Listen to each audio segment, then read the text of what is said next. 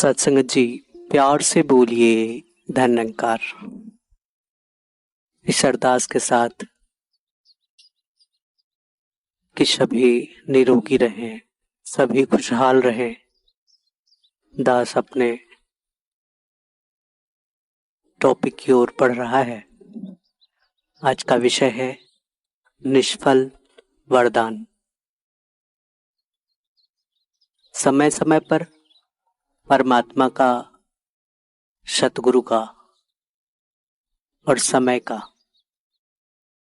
विरोध होता है कि इंसान को मौके मिलते हैं, लेकिन कभी कभी इंसान अपनी मूढ़ मानसिकता, छोटी सोच और संकीर्ण भावनाओं के कारण उन वरदानों का सदुपयोग नहीं कर पाता और जो वरदान उसके विकास के लिए, उसके उद्धार के लिए दिए गए थे, वो वरदान निष्फल हो जाते हैं।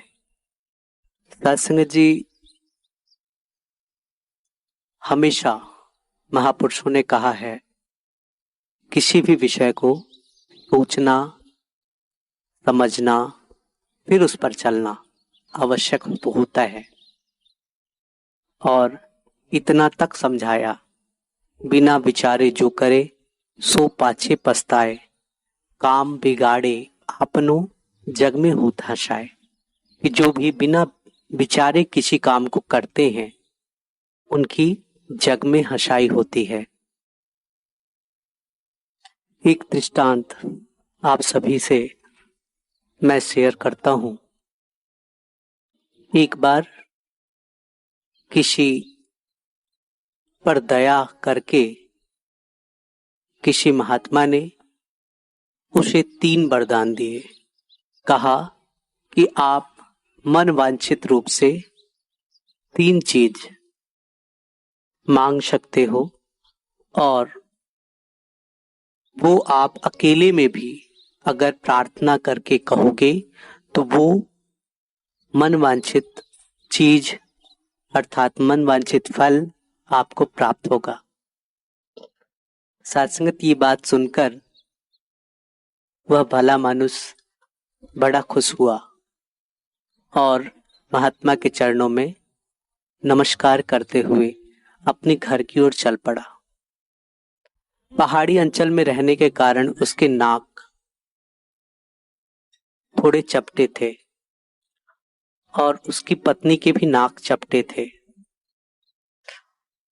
इस कारण उसे जब वह आईना देखता था बड़ा दुख महसूस होता था कि मेरे नाक चपटे हैं, क्यों न मैं एक वरदान नाक के लिए मांग लूं कि हमारा नाक लंबा हो जाए। सत्संगत प्रार्थना करता है और कहता है, हे प्रभु, हे परमात्मा, मुझे सुंदर सुंदर नाक दे दीजिए।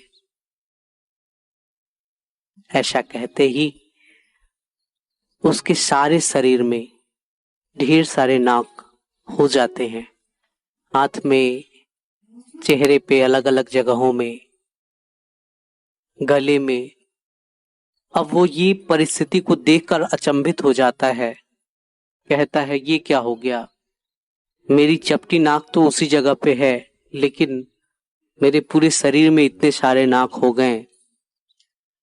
अब क्या करूं? ये तो एक समस्या हो गई। वरदान को दोबारा उपयोग लाने का समय आ चुका था। वह इंसान फिर कहता है, सारे नाक चले जाएं, हे प्रभु कृपा करो, सारे नाक चले जाएं।